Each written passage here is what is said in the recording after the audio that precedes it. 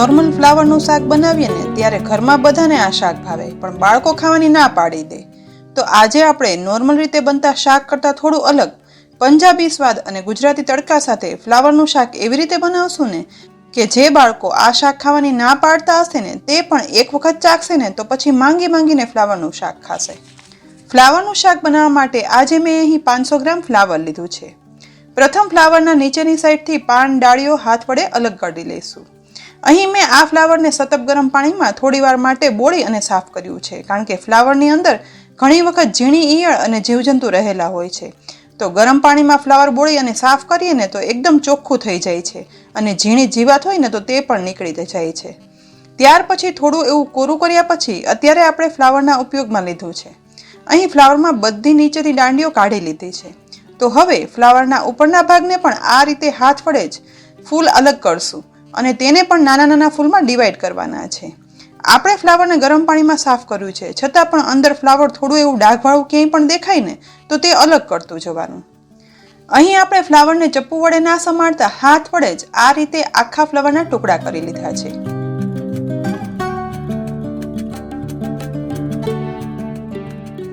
આખા ફ્લાવરના ટુકડા થઈ ગયા પછી હવે એક મીડિયમ સાઇઝનું બટેટું લીધું છે.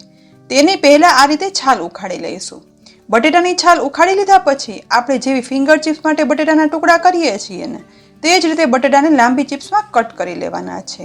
બહુ થીક પણ નહીં અને બહુ પતલા પણ નહીં, તે રીતે બટેટાની ચિપ્સ કરી લઈશું. બટેટાની ચિપ્સ કરીને એ દરમિયાન મેં ગેસની મીડિયમ ફ્લેમ પર પેનમાં તેલ ગરમ કરવા માટે રાખ્યું હતું.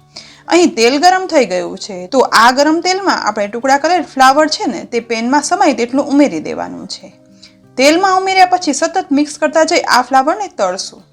અહીં આ શાક બનાવવા માટે ફ્લાવરને આ રીતે પેનમાં થોડા એવા ઓછા તેલમાં જ તળવાનું છે, જેથી ફ્લાવરના ટુકડામાં વધારે તેલ પણ ના ભરાય અને ફ્લાવર વ્યવસ્થિત તળાય. આપણે જેવા મોટા ટુકડા કર્યા છે ને તેવા જ આખા ટુકડા રહે. અને આમ પણ તમે પંજાબી શાકમાં જોયું જ હશે કે ફ્લાવરના મોટા ટુકડા શાકમાં ઉપર દેખાતા જ હોય છે.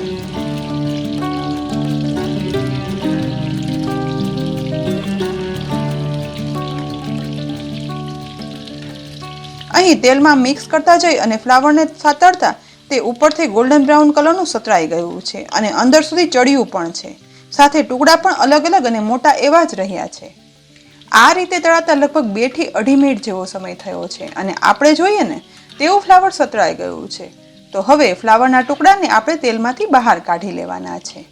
ફ્લાવરના બધા ટુકડા તેલમાંથી બહાર નીકળી જાય ને એટલે હવે બાકીના ફ્લાવરના ટુકડાને પણ ગરમ તેલમાં ઉમેરી આ જ રીતે તળી લેવાના છે. અહીં ધીમે ધીમે બધા ફ્લાવરના ટુકડા તળાઈ ગયા છે. તો હવે આ જ રીતે આપણે બટેટાના ટુકડાને પણ તેલમાં ઉમેરી દઈશું. બટેટાને પણ આપણે ફ્લાવરની જેમ સતત મિક્સ કરતા જઈએ અને ગોલ્ડન બ્રાઉન થાય ને તેવા સાતળવાના છે.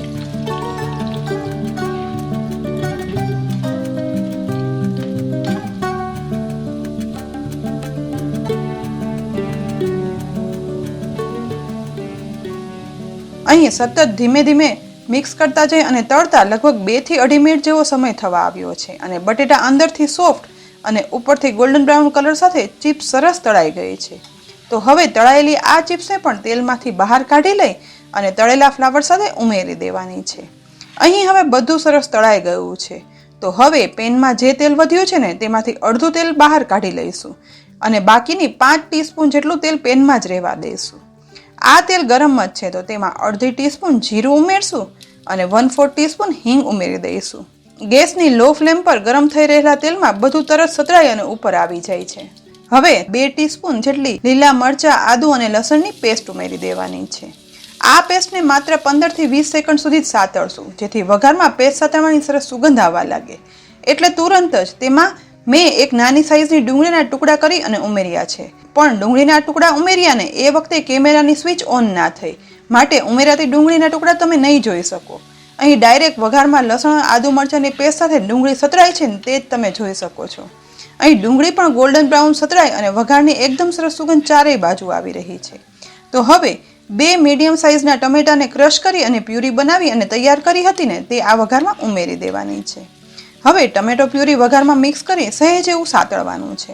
વઘારમાં બધું સરસ મિક્સ થઈ જાય ને એટલે હવે તેમાં મસાલો કરી લેવાનો, જેના માટે 1/4 ટીસ્પૂન હળદર પાવડર ઉમેરશું. સાથે 1 ટીસ્પૂન ધાણા જીરું પાવડર ઉમેરવાનું છે. તેની સાથે 3/4 ટીસ્પૂન મીઠું ઉમેરશું. સાથે 1 ટીસ્પૂન લાલ મરચું પાવડર પણ ઉમેરશું. છેલ્લે હવે અડધી ટીસ્પૂન કિચન કિંગ મસાલો ઉમેરશું. અહીં મેં આજે એવરેસ્ટનો કિચન કિંગ મસાલો વાપર્યો છે. તમે કોઈ પણ સારી બ્રાન્ડનો કિચન કિંગ મસાલો વાપરી શકો છો. હવે બધા મસાલાને મિક્સ કરતા જઈ ટમેટો પ્યુરીને વઘારમાં સાતળશું, જેથી બધા મસાલા મિક્સ થઈ અને મસાલાના સ્વાદ અને ફ્લેવર ઉભરી અને બહાર આવે. મસાલા હવે સરસ સતળાઈ જાય ને, બસ વઘારમાં જ્યારે તેલ ફૂટી અને ઉપર આવી જાય ને, ત્યારે આની અંદર આપણે 1 ટીસ્પૂન દહીં ઉમેરવાનું છે. દહીં ઉમેરવાથી આ ગ્રેવીમાં થોડી ખટાશ આવશે, સાથે ગ્રેવી ક્રીમી પણ થશે અને શાકની ગ્રેવીમાં પંજાબી શાકનો ટેસ્ટ અને ફ્લેવર બંને આવશે, જે આ શાકને નોર્મલ ફ્લાવરના શાકથી બિલકુલ અલગ જ ફ્લેવર અને ટેસ્ટ બંને આપે છે. દહીં ને ટમેટાના વઘારમાં વ્યવસ્થિત રીતે મિક્સ કર્યા પછી તેમાં તળેલા ફ્લાવરના અને બટેટાના ટુકડા ઉમેરી દેવાના છે. ત્યાર પછી આ બંનેને ગેસની ફ્લેમ લો જ રાખતા વઘારમાં એકદમ સરસ રીતે મિક્સ કરી દેવાના.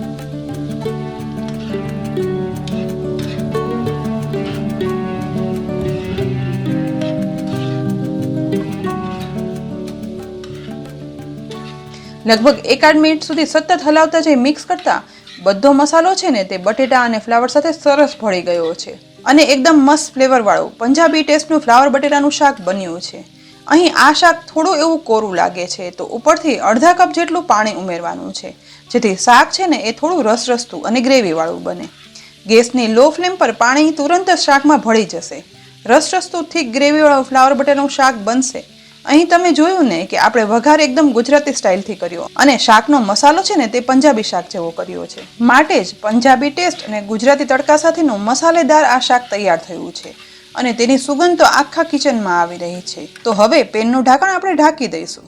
શાક બની ગયું છે તો હવે ગરમા ગરમ શાકને ડીશમાં સર્વ પણ કરી લેવાનું છે. રોટલી, પરોઠા, નાન, કુલચા બધા સાથે ખૂબ જ સરસ આ શાક લાગે છે. હંમેશા એક જ સ્વાદનું ફ્લાવર બટેટાનું શાકની બદલે આ રીતે ફ્લાવર બટેટાનું શાક બનાવશો ને તો આ શાક ખાવાની ના પાડતા બાળકો પણ ચોક્કસ આ શાક ખાઈ જ લેશે. અને તમે આ શાક બનાવી અને ચાખી પછી જરૂરથી કહેજો કે આ રેસીપી તમને કેવી લાગી. અને હા, અમારી ચેનલને સબસ્ક્રાઇબ કરી બાજુમાં આપેલ બેલ આઇકન પણ જરૂરથી પ્રેસ કરી લેજો, જેથી અમારી ચેનલ પર રોજ મુકાતી રેસીપીના વિડીયોનું નોટિફિકેશન તમને તુરંત જ મળી જાય. ફરી મળશું એક ઉપયોગી રેસીપી સાથે. ત્યાં સુધી આવજો.